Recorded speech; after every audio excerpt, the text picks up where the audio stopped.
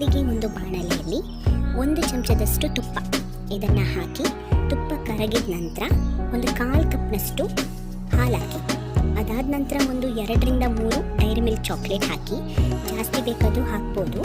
ಅದು ಸ್ವಲ್ಪ ಮಿಕ್ಸ್ ಮಾಡಿ, ಅದಾದ ನಂತರ ಒಂದು 4 ಚಮಚದಷ್ಟು ಸಕ್ಕರೆಯನ್ನು ಹಾಕಿ, ಸಕ್ಕರೆ ಕರಗೋವರೆಗೂ, ಚಾಕ್ಲೇಟೆಲ್ಲ ಮೆಲ್ಟ್ ಆಗೋವರೆಗೂ ಮಿಕ್ಸ್ ಮಾಡ್ಕೊಳ್ಳಿ. ಅದಾದ ನಂತರ 1 ಕಪ್ನಷ್ಟು ಮಿಲ್ಕ್ ಪೌಡರ್, ಹಾಲಿನ ಹುಡಿಯನ್ನು ಹಾಕಿ. ನಿಮಗೆ ಅಂಗನವಾಡಿಯಲ್ಲಿ ಸಿಗುವಂಥ ಹಾಲಿನ ಹುಡಿನ ಉಪಯೋಗಿಸ್ಬೋದು ಅಥವಾ ಹೊರಗಡೆಯಿಂದ ತಂದದ್ದು ಉಪಯೋಗಿಸ್ಬೋದು. ಸ್ವಲ್ಪ ಡ್ರೈ ಫ್ರೂಟ್ಸ್ ಹಾಕಿ ಸ್ವಿಚ್ ಆಫ್ ಮಾಡಿ ಅಷ್ಟೇ. ಇದನ್ನು ಒಂದು ಪಾತ್ರೆಯಲ್ಲಿ ಸೆಟ್ ಆಗೋದಕ್ಕೆ ಬಿಡಿ.